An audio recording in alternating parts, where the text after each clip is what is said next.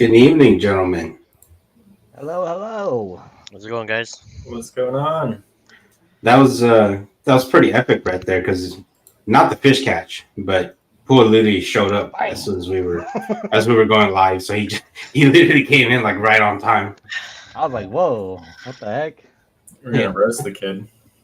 yeah. We were gonna give you a hard time for showing up late because I don't know why, but both of my co-hosts have been like disappearing on me, Yeah. and they just Just don't want to missing be Max. here and a part of the community anymore. Is what it seems like.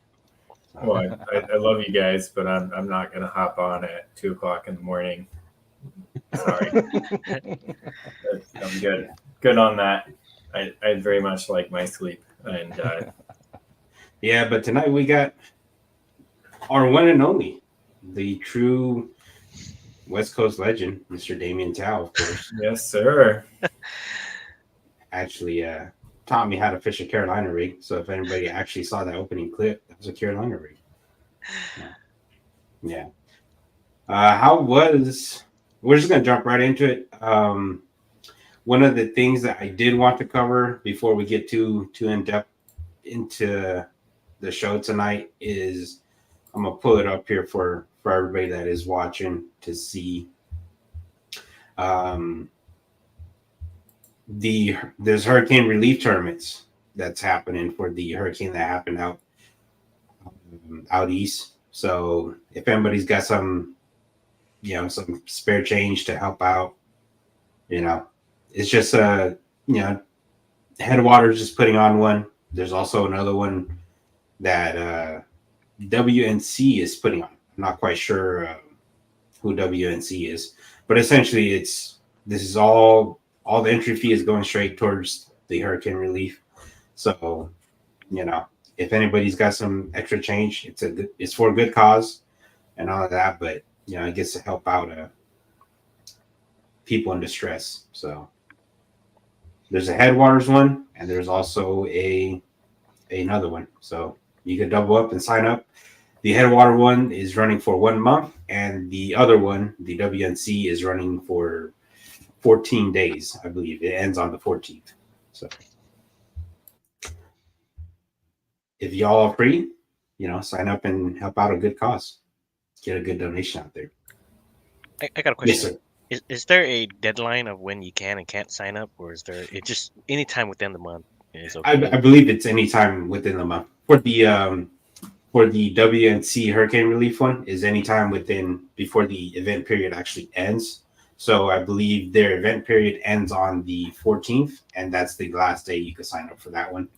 Whereas I believe Headwaters is also it runs the entire month. Um, Shane Jones is on here.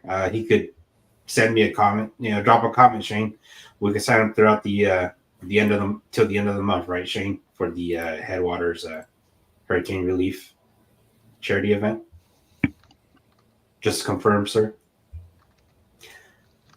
That being said, how was your first hurricane experience, Damien? Because that's something we out here in California don't see. How was it for you, sir? You know, I believe we just got the edges of it, and it kind of just went around us. But me and AJ and I drive up there, we didn't know there was gonna be a hurricane. Mm-hmm. But when we got up there, we practiced. Uh, they dropped the water. They were dropping the water daily, quite a bit. So I guess, and then was that the PJ, who is the team captain for uh, the Philippines, had told us that there's gonna be a hurricane, and that's one of the reasons why they're dropping water because they're expecting a lot of water to come in. And then I didn't think too much of it, and then it came on the night. It came one night. We didn't hear it come by, but I just woke up from the hotel room, look outside. There's just trees falling, and you know, it was just pretty. It was pretty bad. There was no power in the hotel and everything, but you know, yeah, it was. We didn't have it too bad in the hotel, but if you to drive around the town and stuff, there was trees, big giant trees just falling on people's houses, and they're just on the roads and everything. It was pretty bad, and Mm-hmm. yeah, and they were planning to it made everything kind of tough because event, but Real quick, they did a really good job of working around the hurricane to make the event happen for all the people who traveled there. So they did a very good job, USA Angling. So very good event. With that, it went pretty well for the event. Even though everybody who did come early that practice, everything was pretty much out the window for those. But it made a very even playing field once they opened the ramp up to several ramps to allow this tournament to continue. Yeah. Yeah, and I think from all of us, we'd like to say congrats, by the way. Yeah. Thanks, guys. Appreciate that. Sensei here, Congratulations, master of the kayak. Thanks. No, I don't know. I don't know if we should congratulate you anymore because you probably I know. heard it so many times you're tired of hearing it by now. It's I more mean, just like good job now at this point. it's more like Damian's back. Hi, Damian. How much money do you win this time? Yeah. So You're I mean, just it's gonna still have to set nonetheless. up a separate PayPal account for signing up for tournaments that goes directly to Damian. Yeah. No, nonetheless, it was a great finish. Yeah. We were gonna try to have on Anthony as well, but apparently I don't blame Anthony. We as anglers understand if I want to go fishing, I'm gonna go fishing. Yeah. Forget podcast. I'm not gonna lie. that guy's pretty. He was up there for an elk hunt, so Yeah. he's He's dedicated. Yeah. Yeah, he's out elk hunting right now. Yeah. So no Yeah, shame he's to him at dedicated. all. So I'm not blaming him at all. He loves what he's doing. So That guy's Yeah. he's committed, man. Because that night, man, me and Adrian were like, oh man, we're not driving home. Then Anthony just like, I gotta go. He just took off because he had to go to his elk hunt. So That's Yeah. crazy. Drove through the storm, man. yeah, No hesitation. But you're also talking about a firefighter, right? Yeah, So yeah. like the kid literally gets paid to stand in front of danger all day long. So driving through some rain and wind probably wasn't that big a deal for him. Just curious, did he drive all the way out there as well from he California? did. Yeah, he Oh, drove he all the way did? up there as well. Yeah, Yeah. By himself? yeah, by Yeah. himself. Oh my goodness! So he drove from there all the way back to his elk hunt Yeah, by himself. Good lord! Yeah. Kid is an animal for sure. Hardcore, man. Yeah. When you love it, that's what you got to do. You got to do what you got to do to get there and get it. But Oh, anyway, dear. Welcome back on the podcast, Pia. By the way.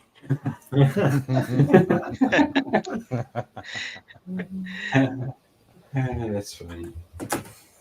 so I guess we've got more questions for you. We don't want to jump too much into like the fishing side, but just very curious, like how do you feel now having competed in the PanAM and everything around that general experience, and now that you're no surprise victorious, what opportunities lie ahead for you with Team USA? It's I'm not sure what's in the future for the for Team USA. This event was pretty big. And it's such an honor just to be able to represent the USA, and it was just so the event was just so well ran. Everything went so smooth. And I really enjoyed just being there and just meeting everybody, especially everybody who came out from outside the country, and a lot of those Team Mexico guys. Everybody there's just here there to have a good time as well, and the competition is just really up there as well. Everybody's there to win it for their nation, and you can really see that everybody's really prideful. These events are extremely fun and are really stressful as well. Just because the pressure is different. It's not you're not doing it for yourself. You're doing it for your nation. You're trying to win it for it, and that really plays along a lot in your head. And as well, since it's a team effort kind of deal, you kind of don't want to bring your team down. You don't want to be that guy to hold your team down. So that's always playing in your head. But these kind of events are extremely fun. Makes it very tough. And for the future of it, like the goal is to get to somewhere that it is in the Olympics as well. That was one of the main goals, I believe. But who knows? There's plenty of opportunities in the future for this kind of events, kind of stuff. But yeah, I'm not too sure what's gonna happen with it. That being said, about the Olympics, isn't the Olympics supposed to come to Los Angeles sometime soon here? So are we gonna see? I mean, I know Damian, you're not gonna have an answer for this because this is this is kind of out there. But do you know if by any freak chance they're talking about having everybody come here to compete in California? No, I'm not sure anything about that. Yeah. Yeah. I do know the Olympics was gonna be hosted in LA, but I don't know anything about whether the kayak stuff is gonna be anywhere around there at that time. But who knows? And then I guess I've got another question for you. It not necessarily specific to Team USA, but I imagine that an event like that draws a huge crowd of sponsors and people and connections. What was your experience like meeting reps and sponsors, and did you find that you have more opportunities now to advance yourself? Or I mean, I know you, I don't know if you're even going to pursue those things, but did you find that you had those opportunities after being on Team USA and doing as well as you did, or has anybody approached you? Not personally approaching you in person. During that time it was the hurricane, so I wouldn't imagine somebody would want to travel out there for it. Uh, but I have received a bunch of messages about like sponsorship stuff, things like that. But I may consider some of them in the future because some of the stuff they did offer, and I did look into it. Uh, and it's stuff that I actually really like and actually would be willing to use. So uh, I may consider some of the new sponsor stuff that were offered to me. I did get a good really look at some of the stuff that was shown to me. So and I'm not gonna dive into anything once until I've got a good amount of usage time of whatever they're planning to offer and see if there's any that it works for me. But yeah, I may jump onto something new. But that's in the works as well. So Damian's going to be on Team GSM. Is what's going to happen. Yeah, right. Yeah. Either 'Cause that they or just- it's bass boat time. Yeah, I keep telling the kid he's got to go hop on the elites at this point. He should be fishing for $150,000 and really taking some people's lunch money. Hey, Damian, Just- so Go ahead, Boy. okay, I'll go real quick. Hey, Damian, so for the viewers out there, the cost in terms of getting there and housing and stuff, is that just solely all on you guys, or is that kind of like partial, or how did that go about? so it depends on the team that you're on. It depends on who's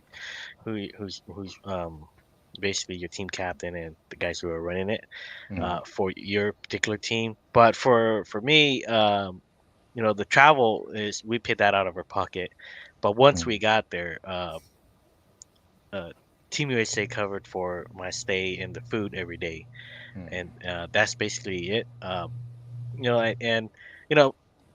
big shout out to the Team Philippines. That we got there a day early, so I didn't have my hotel room, and they let me stay at their house for a while, and I ate good food. That during that night, Who wouldn't let you stay at their house?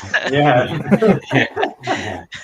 so I stayed with them, and they fed me very well there, and big shout out to Team Philippines, and yeah. So basically, the drive there, and the drive back, yeah, that's out of our pocket, but it doesn't get too bad once you leave California because the gas prices Yeah. drastically lower. So it's you don't when you stop, it doesn't hurt if you stop to pump gas. If you can remember, how much was gas over there in South Carolina? It was like I think it was like somewhere between 247 to like 286 something like that. So somewhere around there. It wasn't too bad. Jesus. Welcome to California taxes. Nice. Yeah, I think the most I paid was somewhere like around California, and on the way back it was like $7 or something like that. It was It was pretty bad. Seven- California, somewhere over the hills or something. Yeah, I think I know what you're talking about. There's a couple of like traps on the way back Yeah. up. Yeah. You went through like the Tehachapi way or whatever down Yeah, I towards think so. There's like And the you just Chevron had up to there. get gas. Yeah, It's like a there's only one Chevron. That's gas like station. the Yeah, only Chevron, one yeah. forever. Yep, that one. That Yeah. one. They're always like $5 more than everyone else. Mr. Travel Partner has shown up. Oh, there Yeah. he is. The chef of the show. Team Philippines. Hashtag the chef. Yeah, that's the guy right there, man. So, just in case anybody doesn't know, and maybe you can provide some light on this. You know, what was the path to getting on Team USA? How did you end up, being asked to be a part of the team, qualifying? You know, what did that road look like for you? So in the past, it was still kind of almost like in its infant stage. So they had just selected anglers that did like the top anglers in a certain series or in the big events like the national events. So how I got my spot on the Team USA was my second place finish at the national championship in Tennessee. That's how I was asked to be on Team USA. Uh, and same for I believe Russ Snyder's was the same way. He was the top finisher who won the championship. I believe at the time Brian Nilly was in the top five. Uh, and that's basically how I was selected. And they took anglers from like top finishes in the KBF national championship and things like that. And then now, in order to get on the team, you say they had a qualifier event on Lake Murray, which Paul had attended. That was a qualifier for Team USA uh, to select new anglers for the team. Yeah, I And did I guess- horrible. It's a tough fishery, man. It's It is. it's like if that lake is like if you're not at the right spot at the right time, it just doesn't happen. It just Yeah. it's just it's just one of those kind of fisheries. It's just so tough. Yeah. And then I guess I have another question because I just don't know. Maybe you guys know. How many Team USA, Team Mexico groups were there? Was it like 2 or 3, 4 teams, or how did that work? So a majority of the nations they had 3 teams. Majority of the teams, USA had 3, Mexico had 3. The more teams you have, the more odds you're gonna have of winning a gold for your nation, right? So the more teams, the better. But a majority of teams had 3 teams. Philippines had 3 teams, and just the more people, the more it's just better. And is it like that's going to be a fixed number, or do you think there's going to be like 5 or 6 or 8 teams in the future? I'm not sure. I mean, I'm not sure what the goal is, but 3 seems like a pretty good number. I believe originally it was 2, especially. I believe the original was 2 teams of 3. But having 3 teams was definitely, I think 3 was like the perfect number of teams. So, have you thought about creating your own team, Damian, representing a different nationality? I'm just curious. Give it to him. I don't know. It's hard to that kind of stuff sometimes crosses my mind. But it's really such an honor to be on Team USA. So yeah. No, I get it. I only ask that because I know Paul wants to create his own team to go out there and join. So I only ask that. Maybe we could pull you away from Team USA somehow, steal you from them Someday. Yeah, someday, hopefully. I guess Team China just doesn't have the same ring, right? Well, technically, I don't think we'd be Team China. I actually don't know what team it would be considered, to be honest with you guys. Yeah, I think it'd probably be hybrid. Yeah, I think our Gotcha. team would be like a hybrid team. Yeah. That would be an interesting rivalry right there. Bring all of like the best Asian American anglers in the U.S., which is obviously all of them, essentially, and then be like Team USA be the first. Anyway, I'm fucked up. So that being said, we could dive into the fishing a little bit because we've never fished post big storm conditions like that. just kind of curious. Was the fishing really bad? Post storm, because that's a big storm compared to the Hey, storms we get. Oh, go ahead. before we get into the fishing, you said there was typically 3 teams per country, right? Yeah, And for the PanAM. then and then your team was consisted of you, Anthony Garcia, and Russ Snyder's. Yes, it Oh was my originally God. consisted of us. So that was the 3 teams, right? Yeah. That was us for 3 teams, but we have substitutes for the team. So Ah, Russ was under the weather. So okay. he was pretty sick, especially having coming off.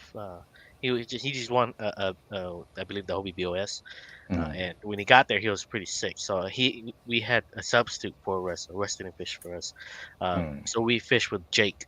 Jake was on our team. He was our third angler.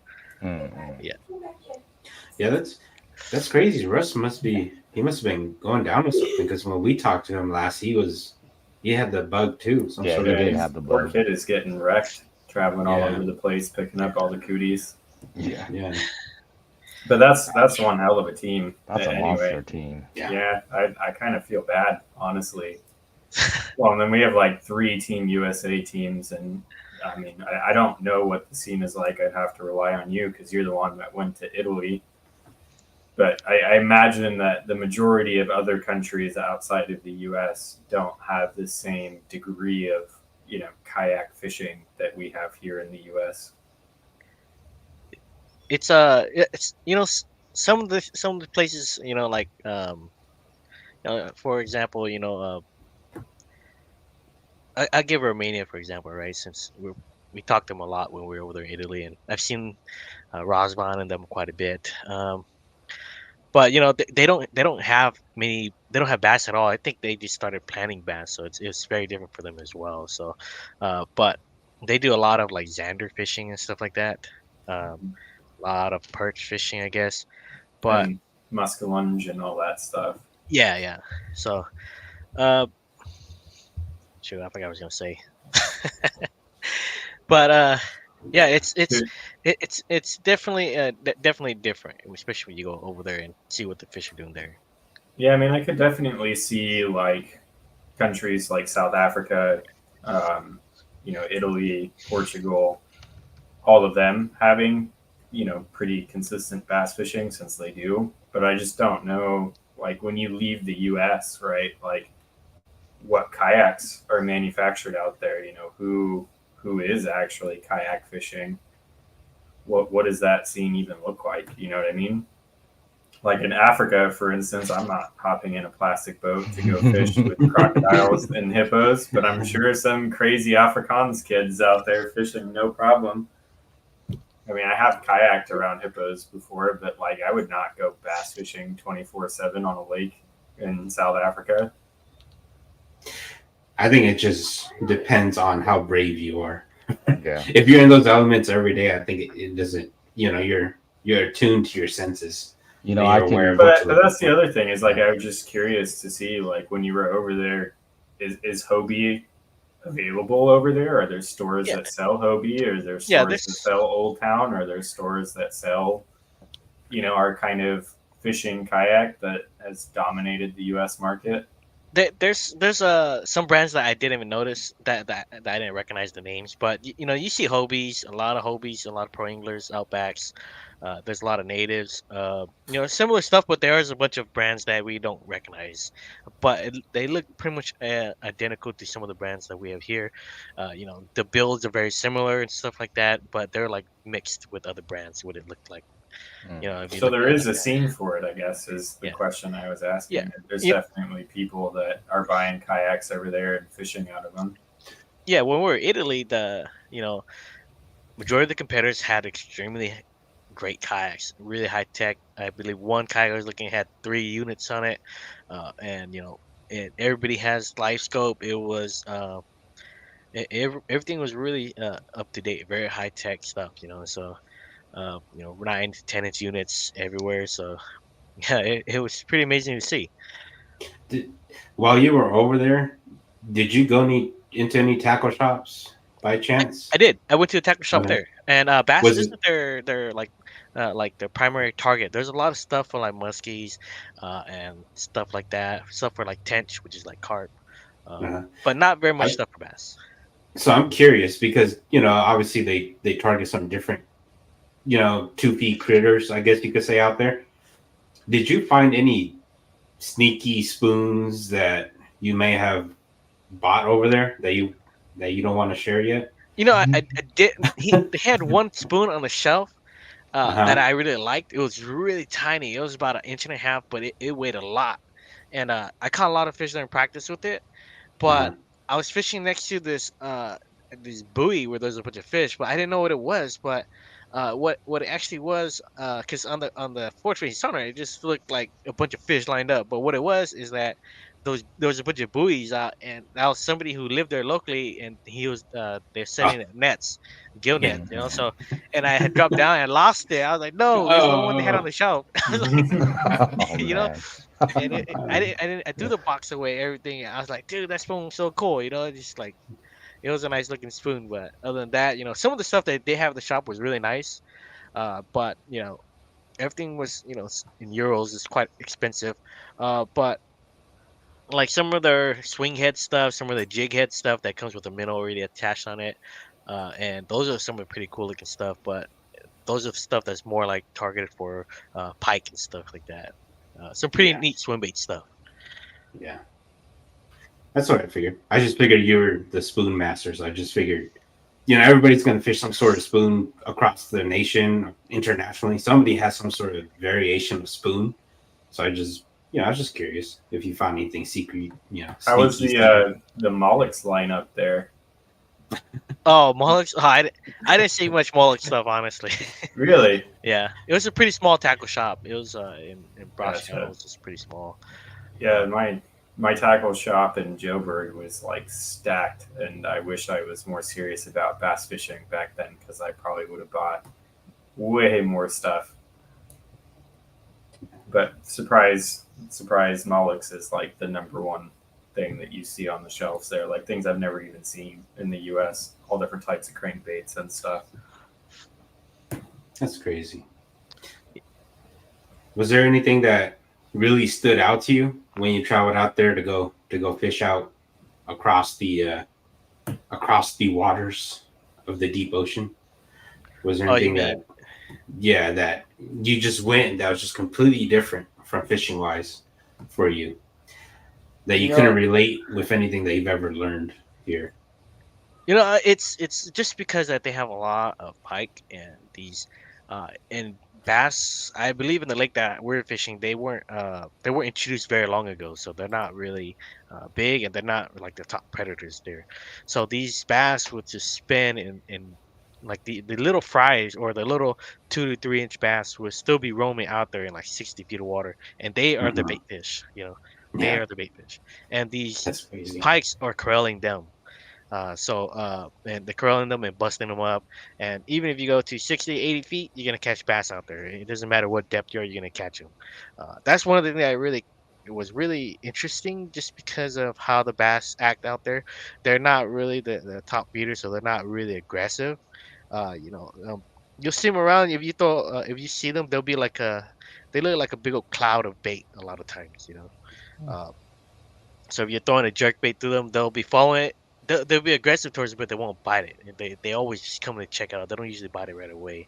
But uh, since they're not the top predator, their feeding pattern is really different, and they're the ones that are getting eaten out there. So made it much more different.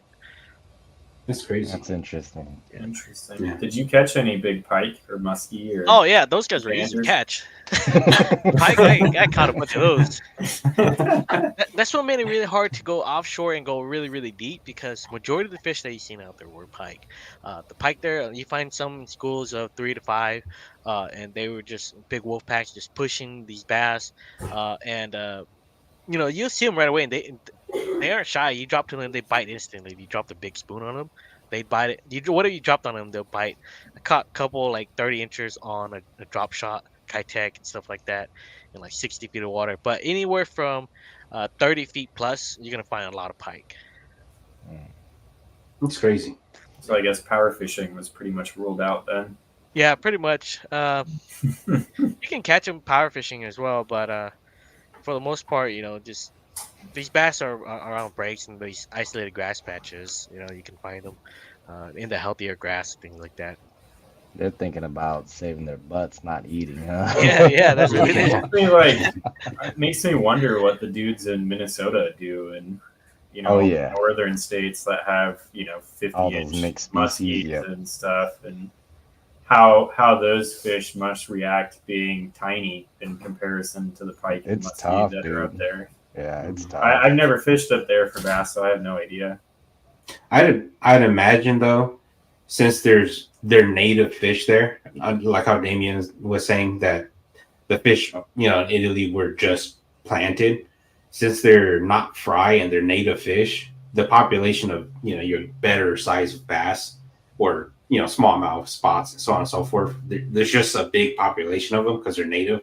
So I imagine they're probably it's not as tough as compared to where Damien went across. Yeah, and they're Across the probably pond. adapted to dealing with being eaten too. Yeah, They probably have specific patterns and things that they do to avoid pike. And then there's also just different sized forage. Like I don't know, with your lake in Italy, was it predominantly perch was the forage, or were It's there weird other because like smaller bait fish species? And the perch are bigger than the bass there.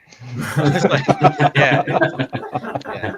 Some of the perch that I believe they caught were like 40, like 45, 48 centimeters, and the biggest bass in the entire tournament that was caught was 45 centimeters, I think. And they caught a couple like giant perch, and it's crazy. And the perch there, they look like largemouth. They have a huge mouth, and they're yeah, pretty aggressive. Apparently, that's what the guys were saying. But yeah, it's that's that's depressing. That's depressing. Yeah, pretty sad.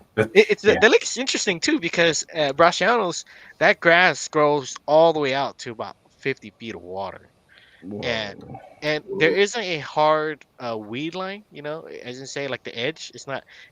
Like the if it's going down like that, the grass line is like going down slowly with it. So It just kind of like yeah, it just fizzles fizzles along with out. the Yeah, dirt. yeah. It, it Hmm. it just isn't a hard break on that, so it's really hard to find anything that's really because it's just all grass everywhere. well, Yeah.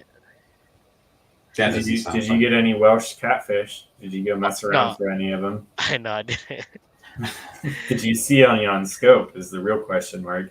I don't know. I just seen so many stuff on scope, but everything looked big on scope. So that's how you know that they weren't bass because the bass were tiny. God, that's so depressing. Yeah, tell me Yeah. about it, man. When Yeah. you catch a 25 centimeter bass, you're like, yes, I got one. 25 centimeters, like tiny. Just like What is For- what does 25 centimeters even It's work out less. to be? It's less than 12 inches. yeah, 12 inches is 30 centimeters. Oh, it's like 8. It's like 7 or 8 inches, something like that. It was. 9 inches. Google, Yeah, yeah, Google says 9 inches. Good Yeah. lord, yeah. that's not fun. In terms of fishing after post storm, because we could roll right into this now.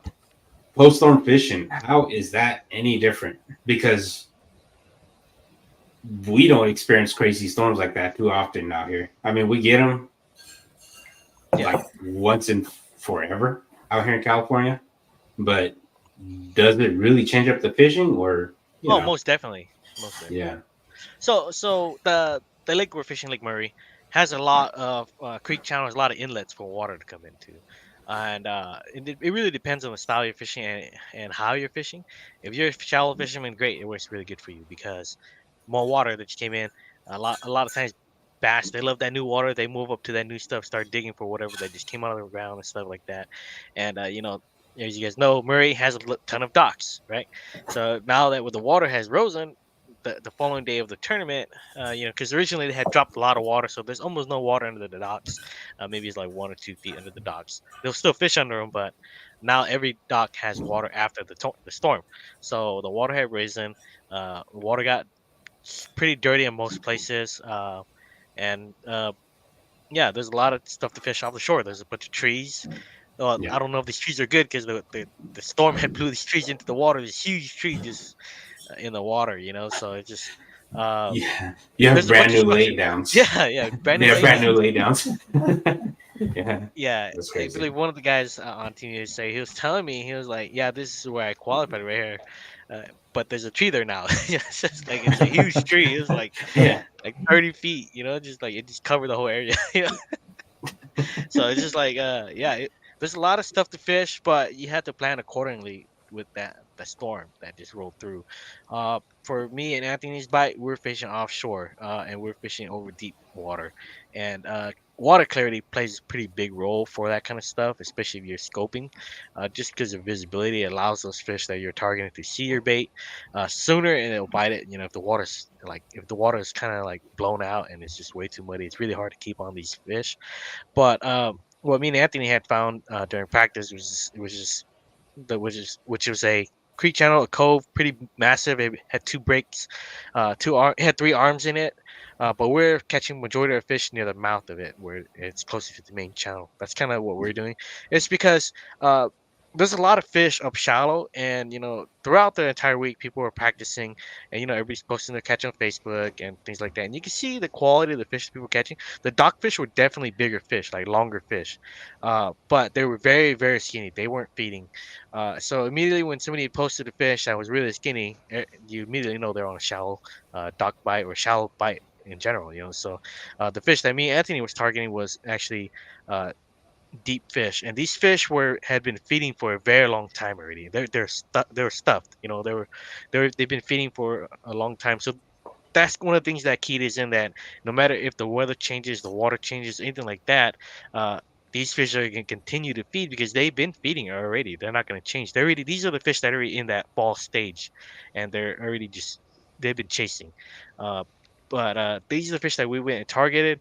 With the storm coming through, the creek that we looked into, the the creeks didn't have any water that runs into it, so there's no water feeding into it. It's only the water that's coming from the main channel. So if it got dirty, it's because the water from the main channel washed it in there. So this was going to be one of the higher spots that the fish were going to be still staying in there and busting bait, just because it doesn't have water coming in to change the water clarity of it, and there's not going to be a bunch of driftwood and things like that in there. The main river during the tournament, yeah, it got muddy and the current was stronger, but our cove wasn't affected as much. So those fish still stayed in there. They did get harder to catch with the water clarity being a little bit dirtier, but they were still eating down there. So yeah, that's the thing about the storm with the water rising stuff. It definitely gave a lot more people fishing water if you're a shallow fisherman. Mhm. The juice. Asking There's so how far he much. pedaled. How far did you pedal, Yeah, Damien? Oh, I yeah. think it was like a 4 mile run, man. It was far, dude. I mean, Feel the burn, baby. yeah. Well, Back to pedaling. so I got back from Italy and my legs were jello, and then now we went straight to Lake Murray to do some more pedaling. I was exhausted already. Like me and Anthony we're going to the spot, right? And I'm just getting tired. I was like, hey, Anthony, you gonna go to that spot? He's like, yeah. I said, okay, I'll catch up with you later. If they bust and call me, let me know. I'm gonna stop at this point right here. Because there's no point of both of us being in there if those fish are not in there. But when he Yeah. gets in there, if they're busting, he'll just call me, hey, dude, you gotta get over it right now. So I was like, I'm just stopping this point, relax for a bit. I'll just slowly get there. I guess the real question is who was faster, the Old Town Pedal or the Hobie Pro Angler 14? Oh man, the Old Town's way faster. The Really? what's that? I believe he had the older one. What's that? Is that Oh, the Predator? Predator. Yeah, Yeah, the Mm. 132. Yeah, yeah. I, Mm. I believe it was that one. That thing was pretty fast, dude. yeah, yeah. That saltwater rigged kayak, essentially, it's a saltwater rig, is you know is built to cut water. So Yeah, I think that's the fastest kayak I've ever been in because I rode in it for a little bit too, and that thing is pretty fast. I didn't like the seat; it wasn't that comfortable, but it was fast. Yeah. that's funny. Yeah, it was a far run, but it was definitely worth it because it's an area that we found during practice, and we felt like it wasn't gonna be affected, and it felt like we can get on fishing there. Everything else, everybody's beating it up. We didn't want to do the dock pattern because everybody's fishing the dock. Just everybody's fishing the same stuff, and kind of wanted to get away from that. Murray, I guess, it the way I picture it is just like Lake Berryessa, pretty much. It's not offshore rock or anything like that. It's just a lot of it's just dirt, and um, the fish there they don't hug the bottom. They like to roam and feed. Uh, I think only the whole time during practice I've only seen one area that had fish on the bottom, but of course too far away from tournament hours because of the change ramp. But Yeah, I oh was just yeah, dude, you know what he did? You know Can- what he did to me? He he picked up my kayak, right? And he drove as far as he could so I could walk to him. It was just like so far, dude. I mean, like there was no parking over there. He went park all the way over there. It's like this parking literally right there at the ramp, man. He went, he's he probably went, just sitting he up went, there looking at you like, yeah. Come on, Damien. Come on. he went all the way He, to like he the had to get exit one of the ramp. small victory in. Okay, come on. I'm just over It's there not looking at like my That's way Team over weird. there, USA man. didn't win by 200 inches.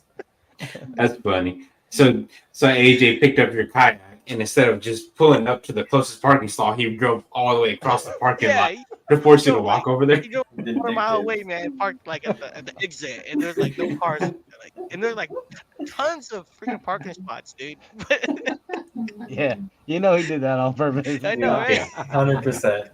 yeah, that was definitely on Why purpose. wasn't Damian in the kayak? Like, at least give the kid a ride. That brings up a good question. What kind of talks did you and AJ have on your guys' what is that 60-hour drive to there and back? What You, did you Yeah, guys talk about? I'm sure something.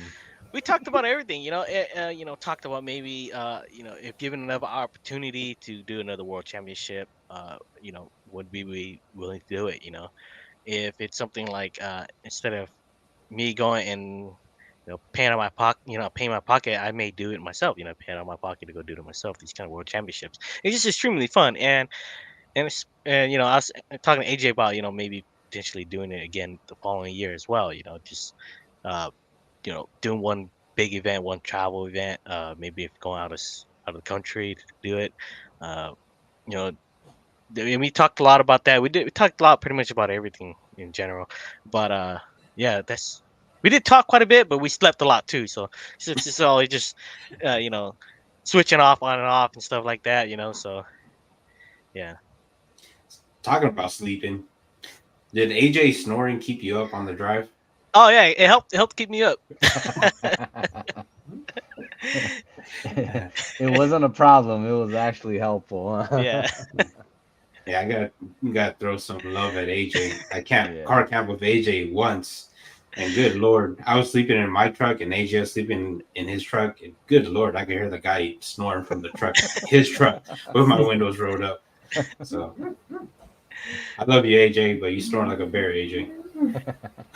I'm quite used to it because a lot of people I know snore, so it just it doesn't bother me. It actually kind of helps. Yeah, I guess I've got a question for you because this is probably a rare dynamic being on a team. What was it like being able to collaborate with effectively the best anglers in the country and work together to break down a lake? That was a very interesting part of the being on Team USA, right? It's a big team effort kind of deal. Nobody's hiding anything, and I really like working with the teams that were on. Because everybody was so open about what they're fishing, their strengths. What do they find? Which areas do they fish? And that was a really fun part. I felt like we all definitely helped each other. For me, I felt most comfortable with Anthony because our fishing styles are very similar. We both do a lot of offshore fishing, uh, uh, but a lot of the other anglers they're very strong in certain parts, and you get to see that. And when you're fishing, you get to see like, oh man, this is how they catch fish here, and things that I wouldn't throw, and they're really good at that. And that is something you may incorporate into your kind of fishing. But uh, one of the things is like we're sitting together, or we're in a group chat, we're texting each other. You know, I can't find any stripers, or I can't find any bass. What should we do? What are the bass biting on? Specific colors, locations. It was really interesting to see all that, and it definitely helps. Uh, helps you cut down on practice when you find all that stuff. Like I don't usually throw a shaky head, but that was one of the things where uh, two of my teammates, Jake and Trisha, on Team USA, they were catching them practicing on a shake it. So since they were catching on a shake it, I tied one up and I caught uh, three good keepers on day one on it. First thing on a point, like they said, because they were catching them on a point, which they were just jumping points and fishing points really quickly with the shake it, getting a lot of fish that way. And that's why I had it tied up. That's one of the cool things about the event, because I wouldn't usually start out with a shaky head. But with the bite being so tough, any fish helps. So uh, that's the really cool aspects of that team event. Yeah, everybody's sharing information. Uh, you know, the goal isn't to win the individual medals; it's to win the team event. So it's to win it for your nation. If the team wins for the nation, you'd win the individual goals on its own. So. Uh, it's big on team effort. So really cool to see everybody, their strengths, how they're catching them, and what kind of things they target and things like that to get their bites. That was a really cool part of it. Well, you done and did both. Yeah, exactly. Yeah. I was gonna say it's all that duck runs that you do all the time to fish for stripers. I know the striper fishing was definitely since it's such a big lake, it is kind of hard to find them, but they are very similar to here in California, and how their feeding pattern is very similar. Here if they're not biting, we burn spoons to trigger the schools, and that's the same way how we caught them over there. It's burning the spoon through the schools to fire them up. Then you can catch them. But the Interesting. stripers wasn't a hard thing to do, but the bass fishing was pretty tough. There wasn't a lot of bass to go around. That was the thing. Mm. And I noticed the stripers were pretty small. At least I thought. Yeah, and the thing is that the small ones are the ones that were biting. This in live scope, you could definitely see the bigger ones down there. Practice, we caught some 22s to like 27 inches, but striper fishing, it changes daily, so it's never consistent. But the striper fishing did get a little bit more tougher. Stripers got smaller, and the, the stripers, when the schools did come through, you do see the bigger ones, but I would assume that these bigger ones than the smaller schools don't feed as well. Uh, I would say I would imagine that if you went to a school of all big ones, then those fish will feed. But if you got a school of a mixture of all quality sizes, like you got 10 inches to 17 inches, and then you got some 30 inches in them, I feel like you most likely you're gonna catch the little dinks. So I have a fun question here. I want you to call out somebody, Damien. Um, if you could get somebody to qualify to go back with you to go fish, USA kayak fishing from California, who would it be that's not already doing it? Who would you want? Who would you want to basically say you should do this as well? Just to have fun with it. Mr. Myers. Yeah, there's the thing is it's hard to pick. There's a bunch of names, and it's hard to really pick Throw them out. among the anglers. Throw them all out, Damien. Oh gosh, man, I don't want to pick. I Put don't him wanna on the pick. I spot. don't want That's rude, man. He's got to pick sides. He's got to pick Putting them on the favorites. spot. because Put them on the spot. there's so much talented anglers here in California. It's just hard to pick because everybody is so skilled at a certain thing that they do. It's really hard to pick an angler. There's so many great anglers like from SoCal, like Alex Cox, those guys. Those guys. There's so many of those guys. There's so many guys from NorCal, so many guys from Central. It would be hard to just pick somebody. So. I'm sorry, I'm not gonna be able to answer that question, but I try to work around it. But there's so many talented anglers that it's hard to pick names, and uh, Right. and the thing is that and for English like myself, sometimes it just getting lucky, but for these other anglers, I don't want to say any names, but these are guys are actually like I actually look and go, and these guys are really good at what they do. These guys Yeah. are extremely skilled at this particular thing. Just uh, yeah, and that's the thing. It's hard to pick. I just wanted to throw out there, see if you could hurt any Well, and feelings. I actually do have a question to that extent too, because you've spent pretty much most of your life fishing up and down California and have seen a majority of the reservoirs in the state and understand the fishing pressure and I guess technicality to fishing in California. Now that you've got so many back east trips and over the seas trips and all this stuff, where would you say is still one of the most challenging to be successful at for targeting bass? To be targeting bass, I would say it'll have to be SoCal. SoCal is really it's hard to uh, to stay consistent on fish since the fisheries are so small, and the fish is so small and it's so crowded, and the pressures it's different. I mean, everybody's fishing on top of each other. You know, it's not like what we have in NorCal where the lakes are freaking massive and you don't see anybody for miles. You know, and SoCal is definitely, I would say, is one of the tougher areas to be fishing just because uh, everybody's on top of each other and nothing's a secret there, you know. So here is like you could find something and it's a little key thing you can find and that's gonna win you the tournament. Down there is everybody knows everything there, you know. And it's And just so that, pressured. The lakes they close at a certain time, they open at a certain time. You know, it's not like what we have up here where we have luxury where you get there like at 3 in the morning, you put your kayak in the water, you go back to sleep in your truck. It's not like that. You know, over there everybody's waiting in line and stuff, and it's just a little bit more hectic. You know, and that kind of all plays into your mind as well. You kind of you know, it kind of it kind of sets off your day. You're like, man, the day's already kind of going bad. You know, like I'm waiting in line. I'm the last one in line. I'm gonna get in the water last. You know, and since you get in the water, it's launch already. You know, blast off. So all that kind of plays in your mind. You know, but up here we definitely have it a lot nicer. You know, you get on the water. You know, there's no closing time on the lake, so if you'd like to night fish, you can fish all night long. Yep. You know, relax. As a SoCal resident, used to be former SoCal resident, it is not fun to fish in SoCal.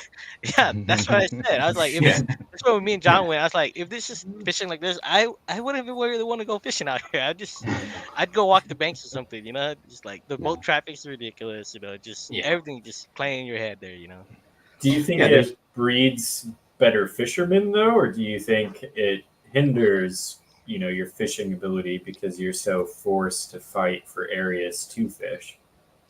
I think it can go both ways. You know, I guess it's we're hard going to to get say. you in trouble here and say, Yeah, does NorCal have better anglers or does SoCal have better no, anglers? yeah. I'm not trying to say either one is better or not. You know, just from my experience, the SoCal fishing is just much more different from what we have in NorCal. You know, but you know, I'm not saying it breeds better anglers than NorCal. I mean, I feel like they're both the same. You know, it just really comes down to the angler itself. You know, just how much time they put on the water and you know, and knowing people that have been fishing for a long time is a really big thing. Is to get into to become a better angler, you know, just and how well you use your time, you know, just Yep. uh, you know, one of the things that I kind of want to say is like, you know, if you talk to somebody who's very knowledgeable and been fishing, very successful, and one thing you ask them, hey, how do you do it, right? They always tell you, go Time on the fishing, water. time on the water. But Yeah. let's get into detail about that, right? I don't think they don't go into detail what they mean by time on the water. Time on the water is how you invest your time in the water, right? A lot of people just go fishing, but they're not really keeping into what is actually like uh, what's actually happening. Like, of course, I'm just gonna go fishing. I want to have a good time, but you need to when you invest your time on the water, you got to know uh, how I got this bite. Why did that fish bite? Why is that fish there? You gotta always keep that in mind. Even though you're out there having a good time, but if you want to become a more better angler, uh, you need to pay attention to these little key things. Why did that fish bite? Was it the wind direction? What time of the day? You know, things like that. And that's the one thing is when English say good English say time on the water, that's the main thing that they really mean is how you invest your Mhm. time on the water Yeah. is extremely Yeah. important. It's very Yeah. vague. Yeah. Yeah. Yeah. Like I mean, I'll throw this out there because guys knows I fish Eastman a lot. I'll throw it out there. I was just out there this past weekend, and the key thing I had to pay attention to because I had maybe like a 20-ish pound bag, 90 something inches. The key thing I had to pay attention to that past weekend was the fish. The better fish were on rock piles. I had to target specific rock piles in shallow water, and as soon as it passed 11 o'clock, those fish, even though they were still in the rock piles, they wouldn't bite anymore. I had to go and figure something else out after that, and that's something that you can only figure out by being there and doing it to figure out that they're that on those rock piles and you can catch them on a jig on those rock piles, and once it hits a certain time, it shuts off. That's time on the water to go figure Yeah, those but things. it's also it's life just scope, right? knowing what that means, right? Like, Yeah. because when you say time on the water to somebody who's new, like Damian was saying, they just think, oh, you went out and you went fishing and you just spent more time fishing. But like all of us think through the school of YouTube. I hate to say the school of YouTube, but there's a lot of YouTube research that you can do, like Fish the Moment and a couple other ones that talk you through what is a pattern. What are you noticing throughout that day? And it's amazing. Like Damian is like damn near perfect memory of every day he's ever gone fishing. But even if it's just something as simple as keeping a little journal, so you can just flip back if you don't really remember just offhand. Like Damian can probably tell you what he fished on Friday of the tournament in West Coast Championship 3 years ago. But some people don't have the luxury of a memory like that. So I mean, just write it down. Like put a little note in. Hey, I was on a jig bite on Main Lake Points, and it was a pretty warm, sunny day, or something like that. And then you start looking back through it. You can say, "This is my history with this lake." You know what I mean? And then when you go put time on water, you start building confidence in your ability to fish a certain type of lake. And then when you're Damien, you can just apply that to literally every lake anywhere in the world and say, hey, this kind of feels familiar to this lake that I fished a couple of times, and this was the pattern, and I'm going to make this quick change to this crankbait and win. It's not just lucky, but I mean, your fisherman intuition and your background experience at time on the water is really part of what makes you such an incredible angler. And, that's not something that you just pick up overnight. You really got to be able to pay attention to those things and remember all those little nuances and apply them, and to be confident enough to apply them. And I feel like that's kind of where a lot of guys that don't tournament fish are kind of like lacking on. Not saying that there's bad anglers that don't tournament fish. I'm just saying like picking up on those little key nuances faster. That's why tournament fishermen kind of pick up on it faster. I don't know. Do you agree on that or not, Damien? But I feel like the learning curve, when you jump into a tournament, figuring out those things, it's much faster. Your like learning curve just goes up way faster compared to say if you're just out fun fishing. Because I wouldn't say that there's nothing at stake. It's just you have to catch a fish, and you eventually learn how to catch a fish faster. You adapt and you notice seasonal patterns faster because you're forced to catch a fish.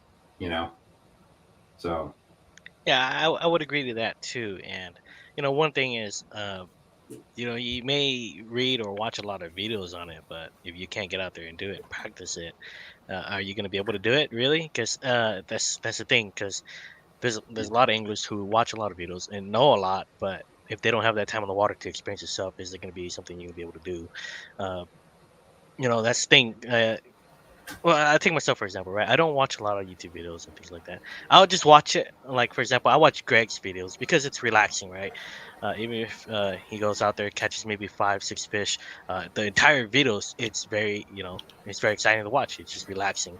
But I'm not gonna go out there and look at videos of how to do something. I'm gonna go and figure that stuff out myself and put the time on the water to do it. That way, you feel it becomes like second nature. You just know that you can do it. Just rather than being able to read a book or watch a video of how to do it. If you go do it yourself, spend the time on the water to invest, uh, you definitely do it yourself much more quicker. Yeah, I think more the YouTube thing is like for you, with the history that you have and just how long you've been fishing, some people may not even know the difference between a secondary point and a main lake point, right? Yeah. So just learning what the difference is, and then generally there are seasonal patterns, but yeah, you're absolutely right. You have to invest the time to everybody's fishing style is completely different. Like I'm sure we talked about it a little bit with your last success and spooning on docks and in the marina, and how that's just not something that people really do back east. But all of our techniques and things that we learn and apply here are super unique because I feel like we have a ton of pressure on our bodies of water, and we're spoiled in NorCal, but SoCal especially, I feel like you really have to be on it to even just catch a fish. You're not going to go out there and just drag a Texas rig brush hog and flip it on the bank all day long and catch 5 fish every time you go out. It's just not something that is in the reality of fishing in California. I mean, even the Delta, which is probably the most akin to something you would find back east, is super hard to just flip all day long and come out with a decent bag. Whereas I feel like a lot of the time when you talk, and some of the YouTubes I watch for back east, they love that. They just take a bank and flip the whole way down and end up with 5 quality fish. And that's a way different style of fishing than what we get the luxury of doing here.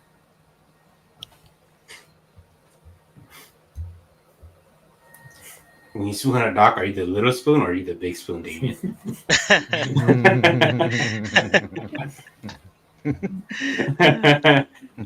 Sorry, you don't have to answer that. Yeah. I wanted to add something to kind of just top off what everybody was just talking about, but there's levels of becoming Damian Thao, right? I'll just use Damian for an example, right? You can't just become Damian Thao overnight. You have to put time on the water, do your research, right? And it takes time to get there. So it's not something that, again, happens overnight. You're not just gonna put a week on the water, a week's time on the water, and then expect, significant results. It just does not work that way. It's a timely process where eventually you'll get to, that stage where whether you're a tournament fisherman or not, you'll get to that stage where it's like, okay, every trip you're starting to accumulate better quality fish now because you know what to look for. You know what lure to throw when you approach a certain scenario. So it's not, for most of the beginners out there, it's not something that, or the guys that are just starting, it's not something that is just going to happen within a year.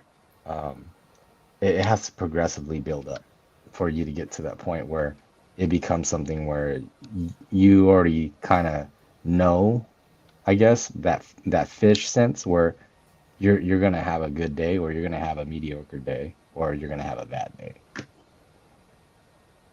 I don't know what you're talking about, this fish sense thing. I've never felt this fish sense thing. I don't know. Like you watch a Damian Thao video and he's fishing one way and he's like, I got a feeling that this is gonna work. He goes through his tackle box that gives me anxiety, and he's like, close enough, bam, fish on. Yeah, and then it just works. It's like. But you gotta know to do that in the first place. And then the other thing too is like, if it doesn't work, he's like, I got this one. This one will work. And he has the confidence to just keep cycling through that. Whereas I feel like, especially tournament anglers, especially people that we fish with pretty regularly, what separates Damian from pretty much everyone else is just how much he's willing to adapt. Like, we all take a certain rod that has a certain lure tied on that we have confidence in, and we've got 9 of those rods, and pretty much they stay those 9 rods the entire trip. And if one of those 9 things doesn't work, then up shit creek without a paddle. Yeah. But if you watch Damian's videos, man, this kid's changing out lures 24/7, looking around, going shallow, going deep, checking this, checking that. And it's just, there's an art and a skill that takes years and years to learn. And, that's what Damian has. I mean, dude, which reminds me of that one. I forget where it was at, Damian, but it was one of your videos where you were changing out a O-ring with your fingers, with your fingernails. I was like, what the heck? That's Clear Lake. That's the Clear Lake TLC. Oh, okay. Where I kept losing fish, so I had to change the hooks on my cranks too. I was like, who does that? Usually you use a tool. Yeah, just that's the thing about fishing. You got to spend a lot of time with your lures, so you know what they do in the water, and you just don't go buy something because it looks cool. we do sometimes. Sometimes the fishing lure catches us, but for the most part, your lures, your box of lures should be. You should know what all your lures can do in the water and what they look like, everything. So uh, that's the thing about also going back to time on the water. You also got to spend like a good portion of that time, learning your lures that you put in your box, and just for certain situations. If you guys know, of course, one of my sponsors is First Gen Fishing. They have a copperhead, uh, which is a bladed jig, but I don't always throw that. There's certain situations where a jackhammer is going to work a lot better. Sometimes you want a lot more thump, you'll go with that copperhead. It's kind of like that. You need to find certain lures that do certain things for certain situations, and that's one of the times when you have to invest a lot of times. If you have a pool, if you don't have a pool in the backyard, you need to spend a lot of time with your lures in the water, playing around with them. Even if you're not catching any fish, you just need to know what they can do for certain situations. Yeah. Yeah, and that's the Okay. other thing too. I mean, I guess you hit it nail on the head. It's just don't go out and buy everything that people tell you is going to work. Like it's not that easy of just like here's the cure-all catch fish 24/7 kind of bait. Even like you bring up a jackhammer, right? I mean, the only person I feel like who can outfish you on a jackhammer is Mr. Pua right here. Yeah, he's the And like jackhammer guy, man. He's a chatterbait you guy. can't just be that person. You know what I mean? Like that's a bait that he picked up. He put a ton of hours into. He knows exactly how to fish it 5,000 different ways, and it's been super successful for him. But like you got to pick something that you want to try and then try to learn it, and don't just give up right away. Like I took me a long time to learn that, mostly because of swim baits. I'd pick up a swim bait and then I'd be like, yeah, that's not going to work, and then it just sits on my shelf. And it took me a 3 while to years. like go out there and force myself for a week or however many days I go out and fish to bring it and put 3, 4, 5 hours behind it to really know the situations that I can apply something to. I mean, sure, there are some things you don't have to, like a Senko and a jig. I feel like you can pick those up pretty quick. But when you start dabbling into as many things as you have, like blade baits, tail spinners, chatterbait, spinner baits, all different types of top waters, all different types of crankbaits, lipless. I mean, I can't even list all the lures that you've won tournaments on. That's how diverse your background is, and that doesn't just happen overnight. Like you said, put some hours behind something, pick it. Like if you want to learn a ball head swim bait, fish that for like 3 weeks. Don't fish anything else. Even if you're not catching fish, just learn, try different things. Maybe you'd surprise yourself if you do something weird and different that somebody else wouldn't do. Pop it up off the bottom, let it fall back down, pendulum swing it, do a bunch of different things, and just practice those motions so that when you're out on the water and you're paying attention to what the fish are doing, you may have something in your bag that somebody else doesn't. That's a question for you, Damian. If you were to give a beginner one moving bait and one finesse bait to pick up and just learn today, as a brand new beginner, what would you give them? Brand new beginner, a moving bait and a finesse bait. Yeah, or a bottom contact bait. What would you give them to kind of give them a good foundation of just to fish, learn how to fish. Just learn how to fish. Yeah. A Texas rig trick worm is you can catch fish anywhere with that. A Texas rig trick worm. That would be for Hmm. the finesse, and for the I'm a picture of it like somebody who's a bank fisherman, right? When I'd give Yeah, fish to yeah, a of bank fisherman. course. So a Yeah. Texas rig trick worm, you will catch fish anywhere on that, and I would say a popper. A popper, you can always catch fish on that. Depending on the time of year, but a popper would catch a lot of fish as well for like a reaction bite. Uh, Hmm. you know, those are the two things that you can always start with. Catch a lot of fish, and you don't lose them as often, so it's not a headache. So if you're a bank fisherman, Yeah. you don't like losing. You can't get stuck and lose everything. Like if I was to say, oh, I throw a chatterbait out from the bank, you can lose your chatterbait on the bank and it's stuck in rocks and stuff. But just saying stuff that without anybody who could catch fish on, whether anywhere, a popper and a trick worm on a Texas rig. That's pretty catch fish anywhere on that for any beginner. Interesting. Y'all heard it. I would have gone. Just me personally, I would have gone a jig and then a lipless. Just me personally. Lipless is kind of hard to fish, though. I It's would actually kind of not. harder Yeah. to learn the lipless. It's kind There's of There's kind of hard. nuances to it for sure. Yeah, because you know, you could literally just chuck it out there and wind it as well. But then you know, there's also certain controlling the depth of the lipless is probably I think the biggest thing. So that it stays in that strike zone or that strike depth that you want it to be in is Well, what I think. Yeah, I find that's kind of hard for like a brand new angler to do because you gotta yeah, time how deep it is. And if it yeah, hits something, you're not sure if what it is. yeah, Like for a bottom yeah, contact bait, you wanna for a bait, you kind of. But the popper is like visual, you actually can see yeah. it happening, But and for the it's still lipless, hard to it's get the hard to hook time. set right Yeah. For for lipless, top it's water. timing. You got to time the depth. You got to know how deep you're fishing. It's a little bit harder to learn. They're gonna throw it into those boaters and it's gonna be gone. Yeah. It's gonna be No, gone. I mean it's not fun to rig for a new person, but I always start with a drop shot swim bait. If you put on a drop shot and like a 2.8 to 3 to 3.5 inch easy shiner, it's like cheating. And then I basically tell them the exact same bait for a moving bait, so they don't have to go buy a ton of other things. Just put it on a jig head and cast out and reel.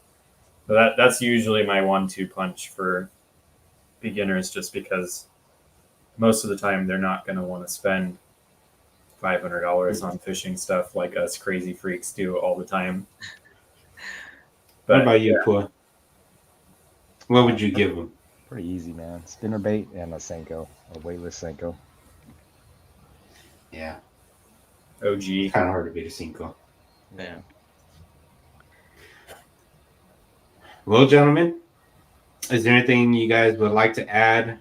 Anybody in the show that I missed any comments on? Anybody got anything?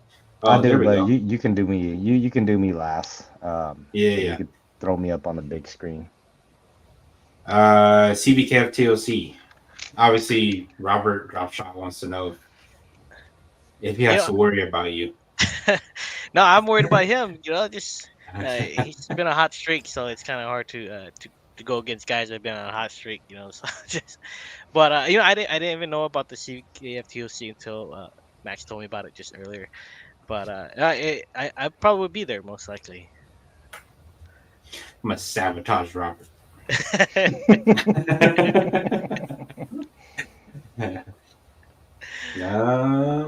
In terms of questions in the comments section, I think we're really good. I don't see anybody throwing anything out there, so it's all you, Pua. Whatever you wanna throw up there. You said big screen you? Yeah. Okay. Well, there you go. What do you got for us? In honor of the legend, Damian Thao bringing home the gold for individual gold. Here it is.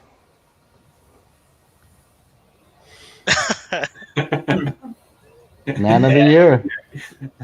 Glamour magazine. Oh dear. Shit. Oh god. All right, gentlemen. Well, that being said, don't forget the hurricane relief charity events that are going on. Headwaters has one on, and once again, check the Tourney X. There is one as well. I'll throw up on my my social as soon as we get off here. So if anybody's free and want to have a friendly competition, I'll tell you what. Just between the community hole, guys, we'll give away a pro pack of Kitex to whoever wins for us. Yep. Yeah. So the highest placer in the yep. Highest placer. Yep. We'll follow. Yeah, we'll follow in suit with Headwaters, and we'll get that over to them. So. Can I say something? Yeah, go for it, Damien. Hey, I just wanted to give a big shout out to AJ. He drove there. He drove us there. He that guy is just something else. He just drove me back and forth to my hotel, which is like 45 minutes away from the Airbnb. So, I really appreciate him. doing all that work for us. Especially after long days of fishing, he had to drive me to the hotel, which is 40 minutes away, and then drive back to his Airbnb. He spent a lot of his time getting me where I needed to go. Really appreciate all that, and plus, him driving his car. Putting a lot of miles on your truck sucks. So I really appreciate him, taking his car out there, taking all of it, taking all his stuff, and just want to say that just big shout out to you, AJ. Really appreciate what you do for us. So thanks. AJ's the man. He AJ's is, the man. nicest. He's the nicest guy on the West Coast, to be honest with you. He truly is. Definitely. Yeah. I mean, I don't know. Damian's a really nice guy too. I mean, that kid doesn't say anything bad about anybody, but the two of them, I feel like I would pay money to see a disagreement between the two of them because I almost wouldn't believe that it could happen. Like you're both just too nice. Yeah, that now that Damian brought that up, thanks to Amanda Brandon as well. He ran the behind the scenes stuff out there as well. We kind of spoke to her on and off, and it sounded like she had a hectic time trying to make sure everything was running all right for you guys. So, shout out to her. Behind the scenes things that people don't really see. So, yeah, I guess I might have to elaborate on that because I don't even know if everybody knows what she does.